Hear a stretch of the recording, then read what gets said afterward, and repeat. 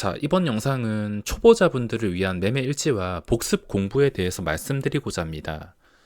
저도 주식 초보 때 매매 일지를 정말 많이 썼습니다.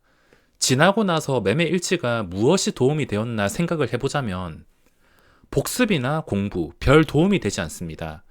공부는 머릿속으로 데이터를 자기도 모르게 쌓일 정도로 매매를 많이 해보는 것이고, 매매 일지는 내가 돈을 잃지 않는 사람으로 만들어줄 수 있는 수단이라 생각을 하셔야 됩니다. 머릿속으로 데이터가 쌓이고 적응되다 보니까 매매 일지를 지금은 안 쓰고 있지만 좀 불필요한 매매를 줄이고 걸러내는데 다시 써야 될까 생각을 하고 있습니다. 매매 일지를 다들 공부한다고 쓴다고 알고 있는데 다른 거 다 필요 없이 매매 일지를 쓰는 목적이 공부가 아니라 내가 얼마나 한심한지를 깨닫기 위해서 쓴다고 생각을 하셔야 됩니다. 주식으로 돈을 벌기 위해서는 돈을 지키는 것을 목적으로 둬야 된다고 수년째 말씀드리고 있는데, 주식이라는 게 매매를 하다 보면 가상의 돈처럼 막 매매하게 되어 있습니다. 현실에서 10,000원짜리 한 장도 알뜰하게 쓰는 사람도 주식판에 들어오면 그 10,000원, 100,000원, 100,000원이 얼마나 우습게 날아가는지 모르고 매매를 한다는 겁니다. 항상 사람들이 돈 날리고 하는 말이 뭐냐면 수업료 냈다 합리화를 하시는데, 그 수업료는 내가 주식을 하면서 매매 일지를 제대로 작성하지 않는다면 평생 내야 되는 수업료가 될 수가 있습니다. 평생 낼 수 있는 수업료에서 탈출하기 위해서는 당장 매매 일지를 쓰셔야 됩니다. 자, 제가 직접 A4 용지에 매매 일지라고 예시를 들어서 작성해 봤는데, 우선 글씨를 너무 오랜만에 써서 악필은 양해 부탁드리겠습니다. 근데 이렇게 작성한다 하더라도 공부가 그렇게 되는 것도 아니고 열심히 쓴다 하더라도 별 소용이 없습니다. 이 중에서 가장 중요한 것은 머릿속에 나도 모르게 계속 데이터를 쌓는 것이고, 내가 얼마나 한심한 짓을 하는지 깨닫는 게 목적이 되어야 됩니다. 자, 먼저 날짜는 실제로 1월 1일에 시장이 열리진 않지만 그냥 예시로 든 거니까 1월 1일이라 편하게 적었습니다. 1월 1일 월요일. 하루 동안 매매가 한 번 있을 수도 있고 5번 있을 수도 있는데 매매한 만큼 적어주시면 됩니다. 자, 첫 번째 매매는 그냥 계획적인 매매. 제가 예전에 매매 일지 작성할 때는 단타냐, 오버나잇이냐, 스윙이냐 이걸 분류를 하지 않았지만 지금 적게 된다면 분류를 할 것 같습니다. 예전에는 무조건 단타만 했기 때문에 이걸 표시할 이유도 없었지만, 혹시나 다양한 매매를 하시는 분들은 어떤 매매를 했는지 또는 어떤 목적으로 매매를 했는지 표시해주면 좋을 것 같습니다. 그리고 왜 매매를 했는가, 이거는 자유롭게 편하게 적으시면 될 것 같습니다. 이렇게 끊어서 적을 필요도 없이 그냥 눌림목인 것 같아서 매매했다 문장으로 적으셔도 됩니다. 어차피 이런 걸 기록을 해봤자 나중에 공부에 도움이 되지 않습니다. 도움이 되는 것은 최대한 많은 매매를 해보면서 많은 종목들을 시간을 내가지고 호가창이라도 1분이라도 더 보는 게 공부가 되지, 매매 일지를 내가 꼼꼼하게 작성한다 하더라도 많이 매매하는 것보다 도움이 되지 않습니다. 적으라고 한다면은 적을 게 정말 많은데 매수가, 매도가, 그리고 지금 재료가 어떤 것인지, 최근에 주가가 얼마나 올랐는지 여러 가지를 적을 수가 있겠지만, 그렇게 되면 너무 복잡해지고 시간만 많이 걸리기 때문에 그냥 간단하게 어떤 종목에서 어떤 매매를 했고 왜 매매를 했는지, 그리고 이 종목에서 손익이 얼마가 났는지, 매매 금액 4천만 원, 여기서 수익이 200만 원, 5%. 자, 단순하게 수익이 나는 매매나 내가 매매를 해서 본전 손절을 하거나 손실을 입은 매매는 딱히 복습을 해야 될 게 없습니다.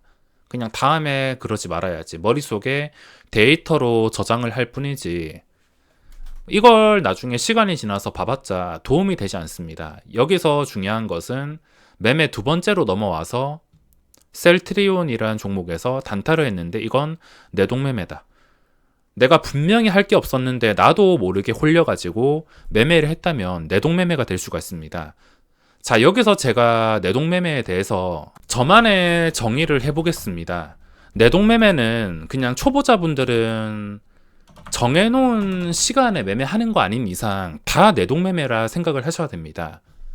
제가 지금이랑 또 과거랑 매매일지 쓸 때랑 다른 게, 지금은 좀 자유롭게 자리가 보인다면은 시간 상관없이 매매를 하지만, 제가 과거에는 매매일지 사용할 때는 시간을 정해놓고 매매할 때가 많았습니다. 그땐 수급 매매를 많이 해서 종목을 쭉 관찰하다가 수급이 뜨는 시간을 활용했는데, 그 시간 말고는 매매를 그렇게 많이는 하지 않았습니다. 그냥 초보자 분들은 쉽게 생각하셔서 정해놓은 시간과 정해놓은 종목, 이게 아니라면은 내동매매라 생각을 하시고 기록을 하셔야 됩니다.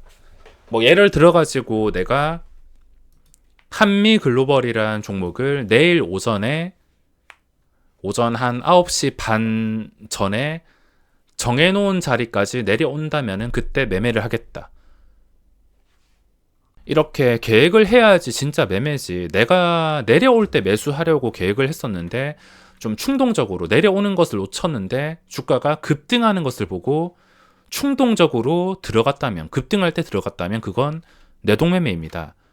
계획했던 것에서 벗어나거나 말씀드렸듯이 정해놓은 시간, 정해놓은 종목이 아니라면 내동매매로 기록하시면 되겠습니다. 자, 내동매매를 왜 했는가?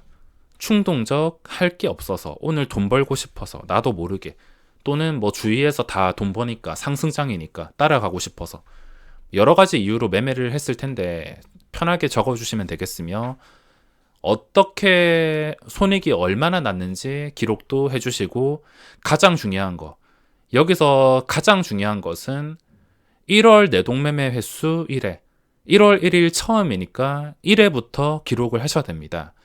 1회 누적이 200만원 손실이 났으니까 마이너스 200만원.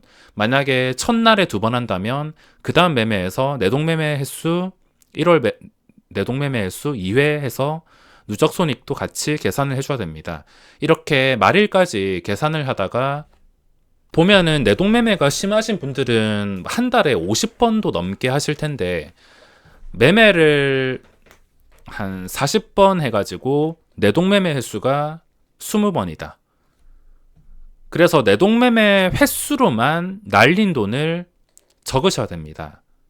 다른 거 다 대충 기록하더라도 내동매매로 날린 돈을 기록을 하셔야 됩니다.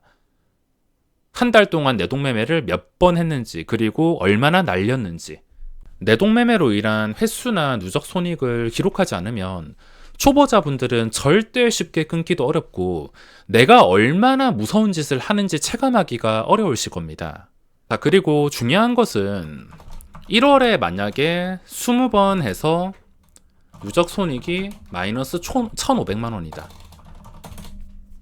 자, 이렇게 한 달 동안 기록이 되었으면 내가 얼마나 미친 짓을 했는지 뼈저리게 느껴질 겁니다.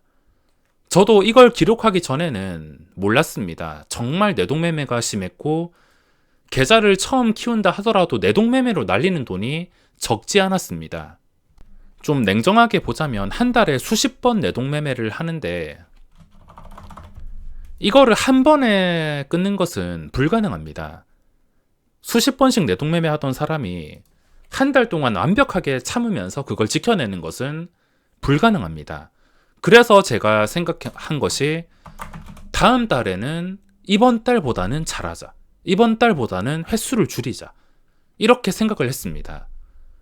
예를 들어서 제가 첫 달에 20번 내동매매를 했다면 2월은 내동매매 19회.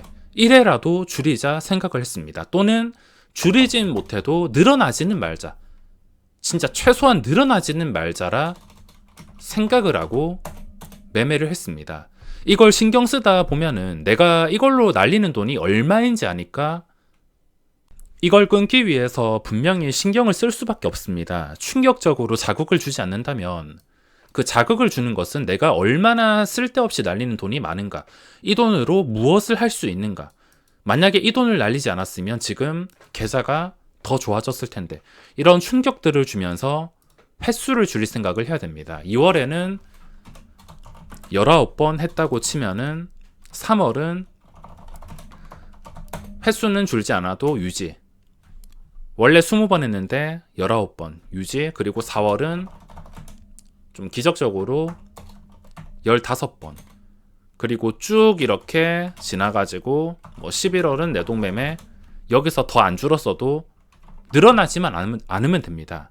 오랜 시간 동안 줄진 않았지만 늘어나진 않았으며, 여기서 또 시간이 지나다 보면 점점 더 관리를 잘해줘서 내동매매 뭐 11회 이런 식으로 계속 줄여 나가셔야 됩니다.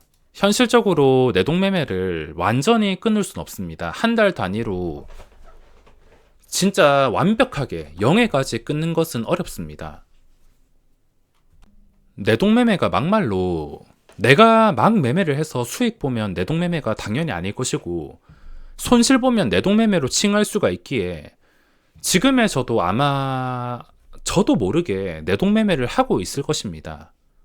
지금 말한 이것만 지켜도 계좌가 눈에 띄게 달라지실 겁니다. 그리고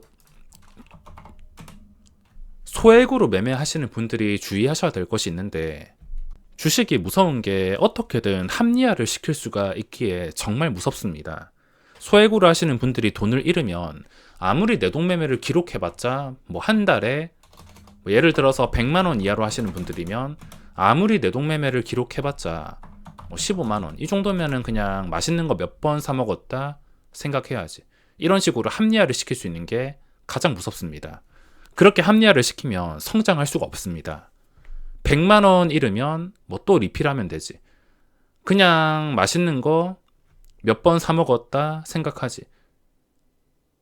이 생각이 성장의 발목을 잡을 수가 있기에 팁을 드리자면, 100만원으로 매매 일지를 작성하시는 분들은 여기서 곱하기 100배로 한번 계산을 해보시기 바랍니다. 내가 평생 소액으로 재미삼아서 주식을 할 거면 상관없는데, 나는 언제라도 성장할 준비가 되어 있다. 언제라도 나는 시드가 커져가지고 나중에는 더 큰 돈을 굴릴 생각이 있다. 계획이 있다. 이러시는 분들은 매매 일지에 100배로 한번 계산을 해보시기 바랍니다. 예를 들어가지고 100만원으로 매매해서 5% 벌었으면 5만원인데, 이거를 100배로 계산해서 500만원. 100배가 너무 많다면 10배라도 계산을 해보셔야 됩니다. 한 달 동안 내동매매 횟수를 파악해서 100만원으로 겨우 30만원 밖에 잃지 않았네. 이 정도면 그냥 월급에서 조금 떼와서 리필해버리지. 이렇게 생각을 할 수가 있으니까 곱하기 100배 하면은 마이너스 3천만원입니다. 내가 나중에 시드가 커지면은, 또는 지금 시드를 더 투입한다면 언제라도 날릴 수 있는 돈이구나. 이렇게 생각을 하셔야 됩니다. 매매 일지를 작성하는 이유는 공부를 하려는 게 아니라 악습관을 바로잡기 위해서 작성하는 것입니다. 그걸 바로잡기 위해서는 내가 얼마나 미친 짓을 하고 있는지 알고 충격요법으로 꼭 끊으셔야 됩니다.